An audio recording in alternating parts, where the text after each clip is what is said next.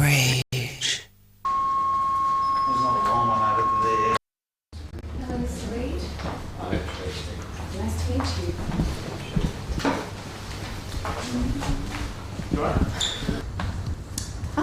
Set. And you are Tracy Hutchison is my name. Tracy. Yes. Mr. Reid, thank you for talking to me on what is your opening night here in Sydney, so I know it's a very busy day for you. It's taken over 30 years to stage this Berlin album. Has it been worth the wait for you? I had always hoped we would have an opportunity to do exactly what we're going to be doing tonight. I just never thought it would really happen. But then it did, in New York and Sydney of all places. So I hope I've become an honorary Aussie. You come here a lot, and I'm interested that Sydney is only the second other city that you're performing this work in. Why Sydney? The Sydney Festival helped back our original production, for which I will love them forever, and that's why we're so happy to be here. It wouldn't exist without the help of the Sydney Festival. Are there other God reasons? bless Fergus and all those wonderful people there. Are there other reasons though? I mean, is performing in Australia something that you like doing? You do it a lot. You were here recently. I would do it a lot more if it didn't take 20 hours to get here. Right. But I like it because I'm downtown in New York near the river, so being on the water here appeals to me very, very much, and it's a real city. Reminds me of home. So It's just very beautiful here. The people are incredibly nice always. you said you always wanted to do this with this album. In many ways, it was written for this purpose, to stage it in its entirety. Why did you think it would never happen? I'm sorry, I have to...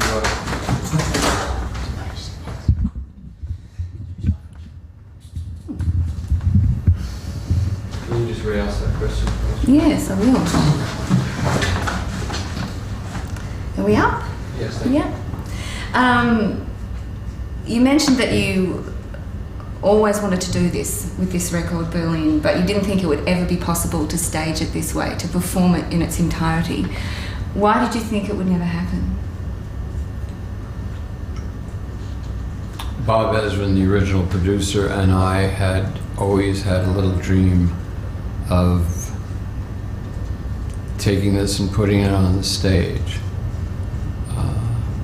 At a certain point, Andy Warhol and I had talked about it. Various people have talked about it over the years, but the original reception was so amazingly negative that we never had a chance to even begin to try to implement the ideas. And it wasn't until within the last 10 years when Susan Feldman from St. Anne's, where I had done a thing called Songs for Jello with John Cale, which is a musical biography of Andy Warhol. And she would always say, why don't you stage Berlin? And at this point, I never wanted to talk about it again. And I considered it impossible. And I told her that. But she would always keep asking. And one day, I had been talking to my friend Julian Schnabel, and he said he wanted to make a movie of it.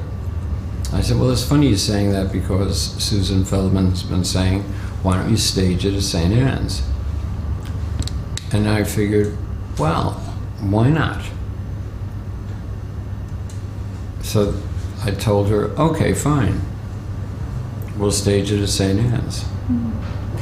You talked about the amazingly negative response to this album when it came out. I think the most depressing record ever made was one of the assessments of it from my readings. You have always maintained that it didn't. Well, when someone says the most depressing record ever made, if I took this ignorant person to see Hamlet, what might he think of the end? True enough point. Macbeth. Yeah. Should I keep going? Streetcar Named Desire. Yes. It's just so stupid that you actually have to laugh when you have to listen to someone that ignorant. It had an impact on you though, because it made you decide you didn't. It had an impact on me only in the sense we didn't get a chance to stage anything because some people listen to people like that. It's the real world out there. I'm just saying I can't argue with an idiot. It's like talking to a squirrel. It is, Berlin is an exploration though of the darker shades of life, and in many ways is a commentary. What do you think about Othello? The same thing. I mean, you know, I think. Duh. Yeah, precisely. Gee, what do you think? Othello gets jealous, huh? Yeah. Do you think real people in real life get jealous? Yeah, so that's what it's about. So, you know, this, I just am sick. You know, I was sick of it then, and I don't want to get into it now about is it depressing, is it this, is it that. It's like, you know, I don't want to have to cite Tennessee Williams to you. I don't want to have to cite Shakespeare to you, okay? I was saying that as a commentary on modern life, it's actually, you know, it's a beautiful observation. That is life, and it's as potent now as I guess it was 30 years ago. It's just listening to it now. You know, you wouldn't. I don't think audiences will actually respond the same way. You know, if this was the new Lou Reed record. We'll never know. Yeah, it's interesting though. Say like a song like "Man of Good Fortune," for example. If someone presented that to me and said, this is the new Lou Reed single, I would think, oh, well, this is a commentary on modern America. And it's an interesting thing to kind of observe that 30 years ago it seemed so bold and so dark and people didn't want to know. But in fact, as a narrative and observation of modern life, it's what life is. I love you. I love you, Tracy. Thank you. But it's true. You know, life is not all about sugar-coated lollies. Life is often very hard to take for a lot of people. So, show me a man that's never been jealous. Well, or a woman. Well, there you have it. I'm glad you completed that equation for me. Yes, I'm glad I got the. So we don't get letters from people saying, "Why did you leave out, you know, people who like goats?" I'm glad I got the opportunity. I do want to ask you. You're working with a couple of wonderful emerging artists, I guess you'd describe them. Anthony, who you brought with you last time, Anthony of the Johnsons, and the incredible Sharon Jones. What is it about those two artists that made you want to work with them on this piece? Well, when we started thinking about staging this, I'd always wanted Anthony in any capacity, simply because I love the way Anthony sings and writes. And I always have since I first heard him. That's why I wanted to work with him. And certainly I was hoping, because he's a monumental star now, that he would consider singing with me again. And Sharon Jones, of course, who's from Brooklyn. I had heard her through Hal Wilner, the producer.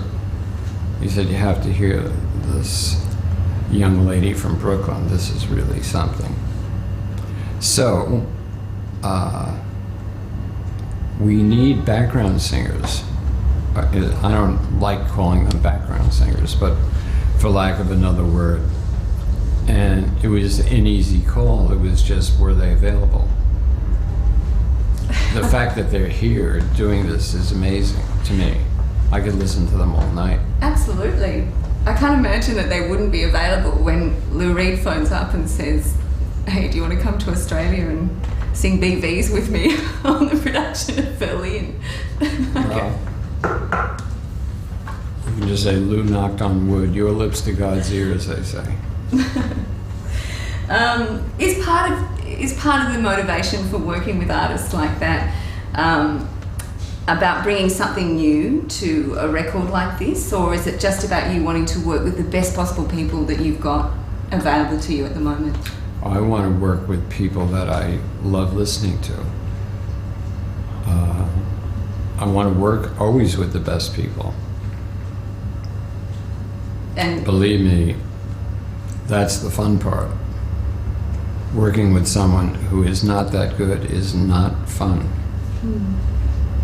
I guess you've had plenty of... It's like driving a car that's missing a tire.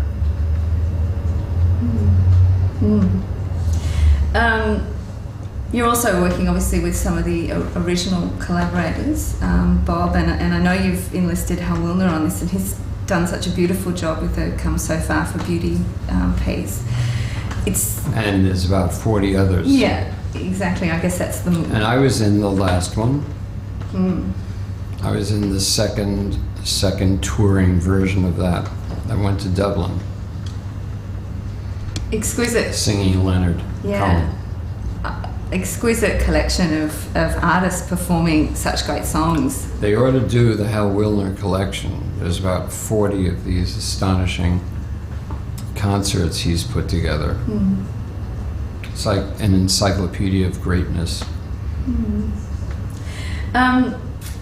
From H to W, Hal Wilner.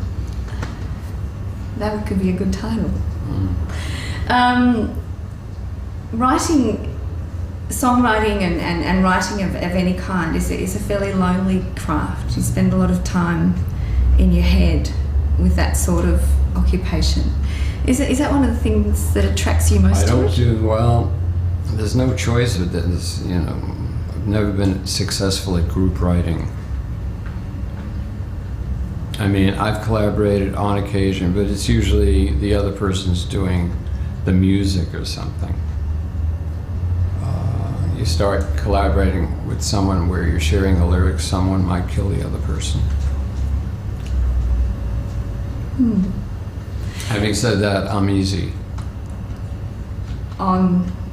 Easy to collaborate with. Do you think so? Yeah, because I really love working with other people who I really like, but generally speaking, they write alone also. It's just the way it is. Last time you toured Australia, you brought your Tai Chi master with you, and in fact brought him on stage. Yeah. I'm really interested. I was actually studying with his teacher's son today. It's been... Chen Chao Wang, 14th generation Chen Tai Chi, and his son Ping. We were working out today. It's been really important to you, the Tai Chi, hasn't it? What brought you to that? What led you to it? It's too complicated to go into, but I always wanted to do an exercise that was good for something besides being exercise. I mean, if being an auto mechanic was actually healthy for you, maybe I'd have done that.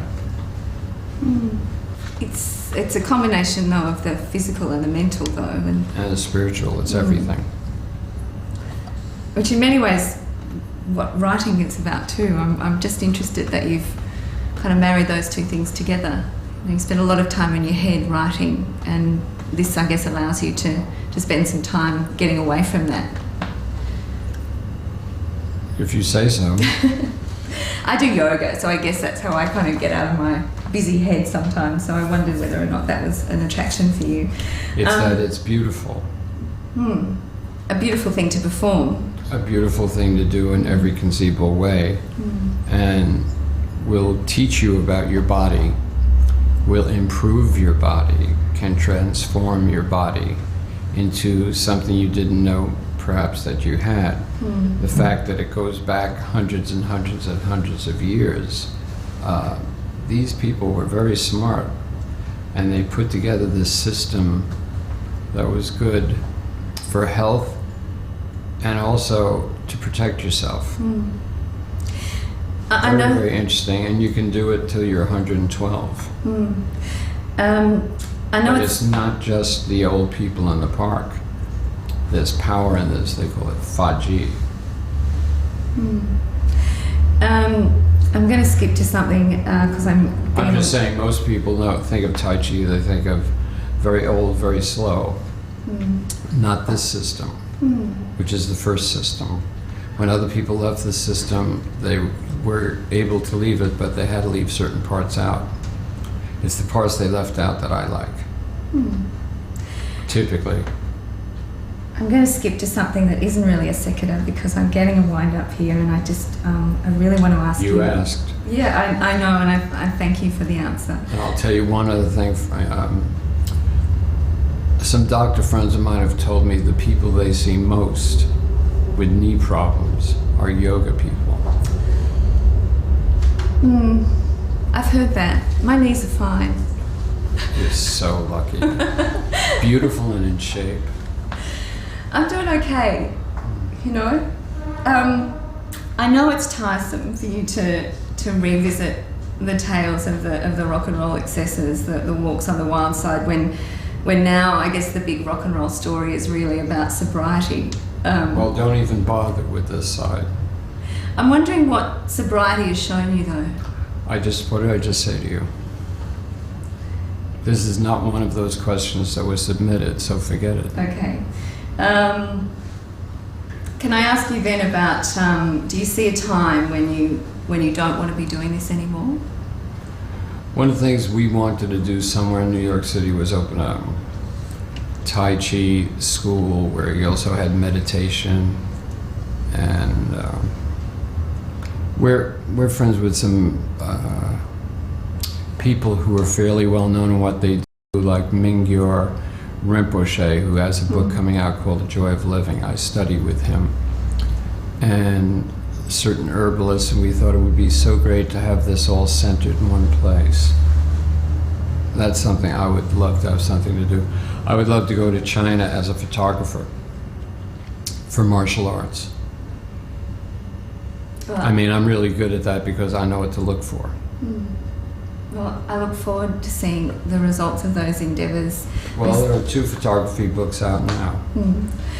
It's been a pleasure speaking with you. I wish you well for these shows in Sydney. Thank you. It's been a very charmed experience. Thank you very much. Sure, Tracy. Thank you. So you're not going to include anything about that sobriety session, right? Excellent. We can drop it. Yeah, drop it. Absolutely. Okay. Yeah, wasn't meaning to cause Ready? offence. Yeah. Thank you. Okay.